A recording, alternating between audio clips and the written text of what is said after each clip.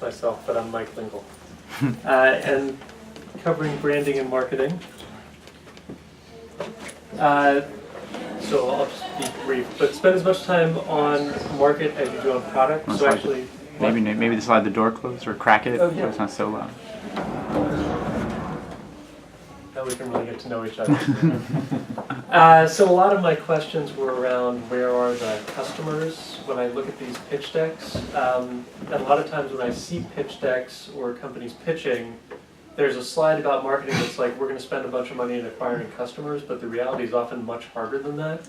So the sooner you can start acquiring customers and really getting people to engage with your product and pay, the better. So I don't know if you guys have done, oh yeah, this is a different aspect ratio. I don't know if you guys have done the lean canvas. It says lean canvas here. But essentially the way this is laid out, and this is Ash Maurya's adaptation of the business model canvas, and I like the lean canvas a little bit better. But you have standard problem solution. But really this is divided into half product and half market, and it's intentional because that's really how you should be dividing your time. And Mark Andreessen famously says product market fit is the only thing that matters for a new startup. So the marketing is super important in terms of even understanding if there's a viable business there, because the customers drive the business. And yes, you have the choice of doing something that's where you're not making money, but then you really have to be fundraising. Like those companies like Facebook and Snapchat are raising a ton of money, so you got to be really good at doing that if you really want to get that kind of growth. And that's hard to do. I'm old-fashioned. I like companies that make money, but so the second tip, and this is something my friend taught me. He started MTV in Canada, and he's good with brand. And so he taught me a short part called a brand filter, which is basically 5 words or short phrases that define who you want to be, what you want your company to be. And it's pretty easy to do, and it's a shortcut both to your internal company culture and to the stuff you're putting out the door. So when you're creating marketing materials or your product, you can run it through your brand filter. And it's something you can come up with as a group, and you can discuss as a group, and you can check internally with the team, but also externally with vendors. So if you hire a branding agency or a marketing agency or a PR agency, you can give them your list, and it's kind of a shortcut. So an example might be, we want our company to be friendly, so it feels friendly to us and to the customer. We want it to be practical, responsive, so we're responding quickly to the customer. Innovative, so we always have something new to say. And one near and dear to my heart, exponential. So we're always working on this rapid growth curve. So you can pick any 5 you want. If you have a team, you can sit down with the team. But again, this is kind of a shortcut to brand, and both internally and how your company's going to feel externally. And it's nice because you can share it. 3 is know your differentiators. People do business with you for a reason, and there's something that you have that your competitors don't have, or that other solutions in the market don't have. And a lot of times people don't necessarily know what that is, so really spend some time understanding from your customers why they're going to engage with you. So some common ones, features you have that other people might not have, your level of customer service, the convenience or the customer experience, not necessarily you touching them with customer service, but their experience with your product, price, and then you might have some expertise, depending on what kind of business it is, you might have some expertise that people don't have. And these have different levels of defensibility. So any of your features can be copied, but your high-touch customer service is harder to copy. Or as you were saying, there's certain ways that Snapchat is constructed that's hard for Facebook to copy, even though they can copy the features. Right. So you want to really focus on stuff. This will work for a while until someone copies you. So you want to focus on places where you can't be copied, and you can really build a differentiator that persists, build a moat essentially. But this is also important because it comes out in your marketing. Like this is really where you want to test and make sure that you're picking customers up based on the differentiators. So First Round Capital has some amazing amount of free content that's really good. So one of their blog posts is the best PR advice you've never heard. And it's from this woman at Facebook. But essentially the attributes here, so they have the tagline at the middle and the attributes. The attributes is the brand filter, which is these 5 words or phrases. The differentiators are how you stand out in the marketplace. And then you can bring that all into action as you go out into the world. And I would argue this also works internally for the culture. It's a great article. I highly suggest you read it. 4 is stick close to your customers. Again, product market fit is the #1 thing to work on. Ash Maurya, who came up with the modified lean canvas, he has a book called Running Lean that I can't recommend highly enough. It's like an easier, more actionable lean startup. And he has a whole formula, and including scripts you can use to really get close to your customers and understand their pain points. And then, what are people paying to solve those pain points? And if they're not paying anything, you may not have a business. But they could be paying in terms of money, in terms of time. There's lots of ways that people pay for stuff. But you want to focus on what the problems are, what they're paying, and then you have a base where you can establish your feature set and your pricing. In my experience, the best products are built around customers. A lot of entrepreneurs I see, they have a vision and they build something and then they go try to find customers to inhabit the product that they built. The ones I've seen work really well start with the customer and then build the product around existing customers. That's not hard and fast, it's just what I see a lot of the time. Also, if you have customers, you can pay some of your bills, which is a nice bonus. And Ash Maurya actually talks about that. He says, using his plan in Running Lean, that he actually got 100 paying customers without writing a line of code. And then he was able to go write the code in 30 days and turn around, give it to the customers, and take payment. I'm sure 100 of them didn't pay, but I bet 3/4 of them did.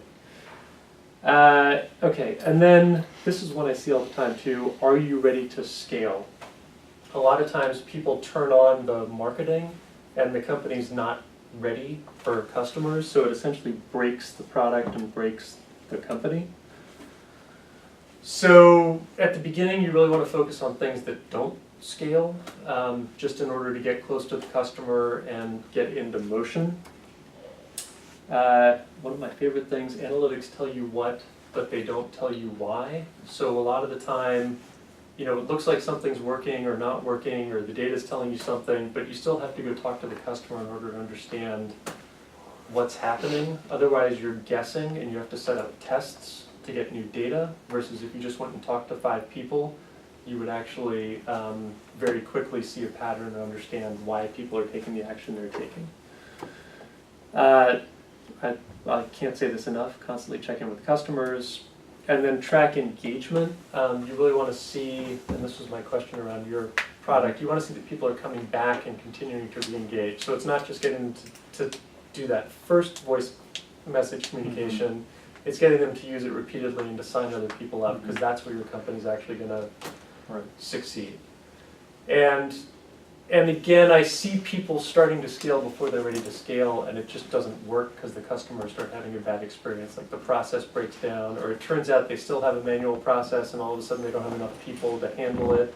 So you start with things that don't scale and then layer the marketing in on top of that. And then it's really easy to throw money away. Like it's really easy to pay Facebook or Google or whatever to bring people in your door. It's hard, and this goes back to, are you ready to scale? You really need to be able to monetize those people in some way. And it's really easy to throw money away. So this is a real life example. This company spent $750 over 2 weeks for 52,000 impressions, which is great, but we have no way to evaluate if they made more than $750. I happen to have access to their MailChimp account. So lifetime, which is from December, I guess, they've added 3,200 subscribers, most of whom don't read the email that they send, and only a very minuscule amount click. So that's not even revenue, that's just getting some kind of engagement. So this is a 2-week slice of 6-month campaign at this point. So in my book, they're like loading money into a trash can and setting it on fire. But they continue to do it because they want this subscriber number to grow. But that subscriber number is useless because it's not an engaged subscriber, right? It's not really a subscriber, it's someone who gave you their email address and then never read your email. I don't know what the term for that is, but it's not useful. So again, it's really easy to burn through money, so you really have to be careful. And so you want to define success beforehand, and success is not the number of email signups. It's usually around some kind of engagement, people who come back, people who send voicemails to each other, whatever it is. You want to figure out how to measure it before you spend any money and time box everything. So usually 2-week sprints work pretty well, and they work pretty well in marketing, just like they do in software development. And my last thing is start local, whatever local means. Local could be in an online community, but really you want to get one unit working so that you know that if you have to make your first cat litter box in a 3D printer and go sell it to someone hand to hand, and they're using it and it's working for their cat, you've got one unit working, right? And then you want to tackle one market.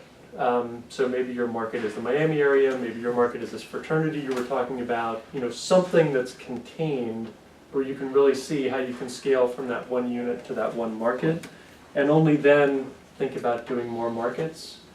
The thing about more markets is you run into that problem where it's really easy to throw money down a hole. Like all of a sudden you're spending a bunch of money on advertising in all these different markets, but you can't really convert in any market yet because you haven't really figured out your unit or how to scale a single market. And I will say that that's the way Facebook spread, was they started at one campus, and once they got Harvard done, they did other Ivy League campuses. And then once they figured out how to do that, they started going state by state, doing all the colleges in that state. And they got really good at that, and only then did they open it up to a wider audience. So even Facebook, who was all things to all people, started with one contained market. Right on. That's my Thank you. small room presentation. All right. Do I take Mike. questions or just sit there? Can you talk about the lens one more time? Can you cover the lens? Oh, yeah. The circle The diagram? branding lens. Yeah. Yeah, this thing. Can you tell me what is out there and what is in there? How does it matter if something outside or inside? I recommend reading this article, Okay. The Best PR Advice You Never Heard, on First Round Capital, because it covers a bunch of the stuff. The only thing I added that they do sort of cover is this brand filter thing where you pick 5 words. Okay. That's worked really well for me. I've read something that when it comes to branding, consumers typically only associate like one word, like of any particular product. Would you say like that's true? And how do you, like how would you go from this like brand filter example to then define like which word do you really want to own, like compared to like you and your competitors, Yeah, that goes back to the differentiator. Okay. And I should have prefaced this by saying I am not a brand person. Okay. I'm a guerrilla, get it done and get customers and get some kind of culture established. Mm-hmm. I tend to be on the early stage of startups where everything's kind of jungle warfare. And your question is a little later stage than I usually go. I don't know if you two may be able to answer that question better about how to build a brand over time the proper way. Once you have money. Yeah, once you have money. But I think it does go back to understanding your differentiator. Right. So how do you stand out in the marketplace, and why are people choosing you? And then you can start to reinforce that message. Okay. Other questions? More practical question, Mike. So back to the spend, you gave a very good, let's say, example from Facebook. So what's your practical hint for us to start like those tests without spending much money? We're already trashing away, like testing the right customer with the right tool. What's your practical advice on that? There's actually a really good, let's see, I lean on other people to do it better than I can. There is a really good thing going around right now that answers your exact question, that has step-by-step Facebook advertising, copywriting, and it's short and sweet. And it is